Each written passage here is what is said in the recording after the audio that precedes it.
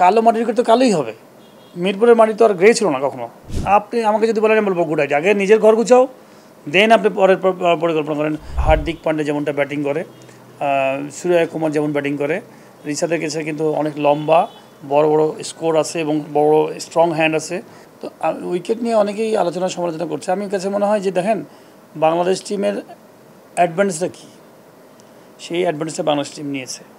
হ্যাঁ, কি একটু স্পিন ট্র্যাক বানিয়েছে, নো ডাউট। ড্রাই উইকেট, কালো মাটির উইকেট বলছে, কালো মাটির উইকেট ধান ক্ষেত। আচ্ছা, কালো মাটির মধ্যে যদি আপনি যদি ঘাসের যদি শুকনা ঘাস দেন তাহলে সাদা হবে। আগে সাদা দেখতেন, উপরে একটা সাদা একটা ইয়ের মতো থাকতো, তো আপনার ঘাস শুকনা ঘাস দেওয়া থাকতো। তো কালো মাটির উইকেট তো কালোই হবে। মিরপুরের মাটি তো আর গ্রে ছিল না কখনো।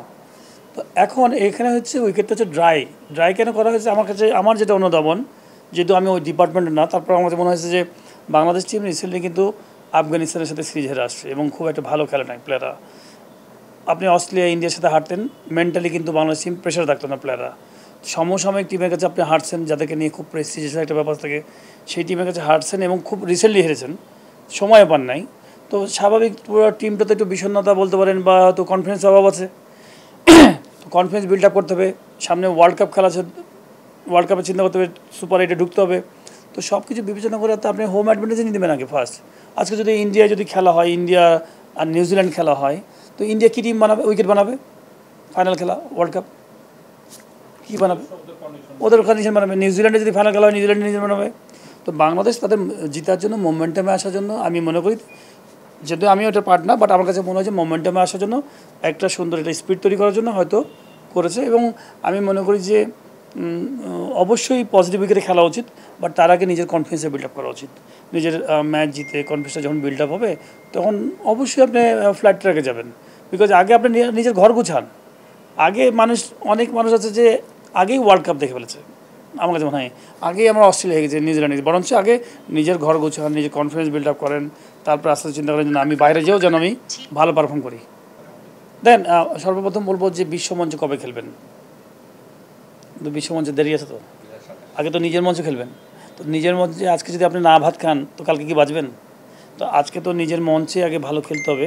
বিকজ আপনি তো নিজস্ব কনফিডেন্সটা তো আমার কাছে দেখে মনে হয়েছে, আমি বলতে চাচ্ছি যে বাংলাদেশ টিমের প্লেয়ারদের রিসেন্টলি হেরে আসছে, কনফিডেন্সটা কম আছে। তো সেই জন্য হয়তো বোর্ড মনে করেছে, বা ক্রিকেট বোর্ড চিন্তা করেছে হোম একটা অ্যাডভান্টেজ নেওয়ার জন্য, স্পিন ট্র্যাক করার জন্য। সেটা বোর্ডের ব্যাপার, আমি বলতে পারবো না। বাট আমি অ্যাজ এ ফর্মার প্লেয়ার হিসেবে বলছি যে গুড আইডিয়া। আপনি আমাকে যদি বলেন, আমি বলবো গুড আইডিয়া। আগে নিজের ঘর গুছাও, দেন আপনি পরের পরিকল্পনা করেন। আপনি যখন অ্যাওয়ে খেলতে যাবেন, তখন আপনি ওরকম পরিকল্পনা করে ফেলবেন যে লোকালি ডোমেস্টিকে ফ্লাইট ট্র্যাক মানে 3টা প্র্যাকটিস ম্যাচ খেলেন, খেলে আপনি তারপরে চলে যান ওইখানে যে 3টা প্র্যাকটিস ম্যাচ খেলেন আগে, ওই মেন সিরিজের আগে 3টা প্র্যাকটিস ম্যাচ খেলেন, দেখবেন অ্যাডজাস্ট করে ফেলেছেন। তো তাহলে বিদেশি টিমরা কী করে অ্যাডজাস্ট করে? তো সেইভাবে তো আপনাকে করতে হবে। কিন্তু আমি তো আগে নিজেকে, আপনি তো নিজের টিমকে তো আগে সেভ করবেন, যে প্লেয়াররা যেন আগে কনফিডেন্সটা পায়। আপনি যদি দেখেন যে গতকালকে যে ব্যাটিং করছিল বাংলাদেশ টিম, তাতে আমার কাছে মনে হয় যে ওয়েস্ট ইন্ডিজের প্লেয়াররা, টপ অর্ডাররা কিন্তু আরও স্বাচ্ছন্দ্যে ব্যাটিং করছিল, কিন্তু বাংলাদেশের প্লেয়াররা খুব টাইট ব্যাটিং করছিল। রান আমরা ম্যাচ জিতেছি, বড় রান করেছি হয়তো 207 ওদের চেয়ে, কিন্তু ওদের ব্যাটিংটা দেখে মনে হচ্ছে ওরা ফ্লুয়েন্ট ব্যাটিং করছিল স্টার্টিংয়ে।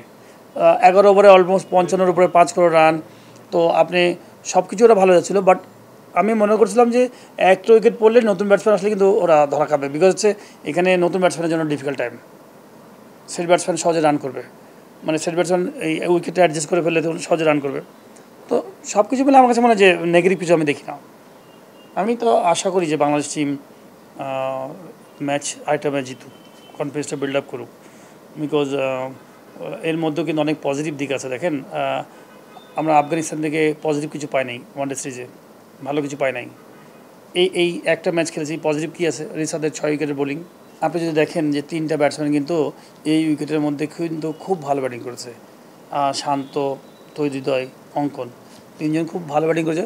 হয়তো স্ট্রাইক রেট স্লো বিকজ কনফিডেন্সটা কম ছিল। তো ওরা চিন্তা করেছে কোনো রকম 200 রান করি, যেন উইকেটটা টার্নিং উইকেট আছে, স্লো উইকেট আছে, আমরা জিতবো। তো এটাকেই যদি আপনি দেখবেন যে পরবর্তী ম্যাচে হয়তো দেখবেন যে আরও ফ্লুয়েন্টলি ব্যাটিং করছে। তো এই 4টা কিন্তু পজিটিভ দিক ছিল। এছাড়াও কিন্তু মেহেদী মিরাজ ভালো বোলিং করেছে, কয়েকজন ভালো বল করেছে। আমি তানভীরের কাছে আরও একটু বেশি আশা করেছিলাম, তানভীর আরও বেশি ভালো বল করে, এখানে একটু এক্সপেন্সিভ ছিল। তো এই যে ছোটো ছোটো যে পারফরমেন্স, এই পারফরমেন্স এবং ম্যাচ জয় আপনাকে কিন্তু পরবর্তী ম্যাচকে অনেক সহজ করবে। তো আই হোপ যে পরবর্তী ম্যাচে যদি জিতে দেখবেন যে আবার আলটিমেটলি ব্যাক করবে বাংলাদেশ টিম।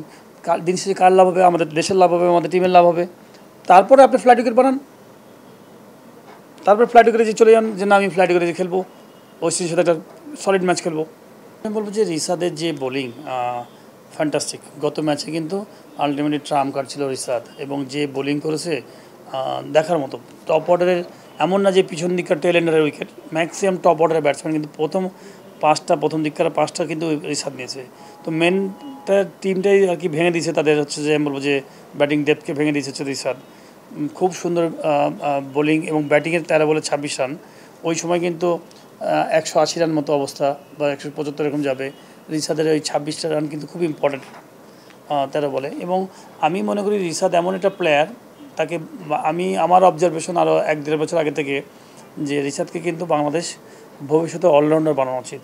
মানে এই লাস্টে 2 ওভার 3 ওভার ব্যাটিং না, আমি বলবো যে কাইন্ড অফ হার্দিক পান্ডে যেমনটা ব্যাটিং করে, সূর্য কুমার যেমন ব্যাটিং করে, রিশাদের কাছে কিন্তু অনেক লম্বা বড় বড় স্কোর আছে এবং বড় স্ট্রং হ্যান্ড আছে। রিশাদকে ভালো মতো একটু ব্যাটিং যেহেতু করতে জানে খুব ভালো, একটা তানজিম সাকিব একটা প্লেয়ার আছে, সেও ভালো ব্যাটিং করতে জানে। আপনি খুব ভালো অলরাউন্ডার বানাতে পারেন এই দুটো প্লেয়ারকে। আমার যেটা দেখা, এদেরকে যদি শুধুমাত্র আলাদা করে যদি একটু ট্রেনিং করান, ট্রেনিং বলতে বোঝাচ্ছে যে ন্যাশনাল টিমে এনারা ব্যাটিং পায় হচ্ছে 2 ওভার 3 ওভার মেন ম্যাচে। এনাদেরকে যদি আপনি বিভিন্ন রকম প্র্যাকটিস ম্যাচগুলো হয় ডোমেস্টিকে, যে আমাদের খেলা হয় না, এই টিম বা আন্ডার-19 যেমন প্র্যাকটিস ম্যাচ হয়, তাদেরকে যদি আপনি ধরেন 5 নম্বরে 6 নম্বরে বা 4 নম্বরে নামা দিলেন, বললেন যে যাও শর্টস খেলো, দেখি তুমি কেমন পারো, দেখি রান করতে পারো কিনা। 70-80 রানের ইনিংসগুলো যদি খেলাতে পারেন 2টা 3টা 4টা, তো ও যখন 70-80 রান খেলা শুরু করে দেবে, তখন কিন্তু এই 20-30 রানে সে আর হ্যাপি থাকবে না। তো এই জিনিসটা আমার মনে হয় ওদের মধ্যে তৈরি করা উচিত, যে ওরাও 70-80 রান করতে পারে। তাহলে দেখবেন যে ওর চেহারা এবং তার পারফরমেন্স আলাদা হয়ে যাবে।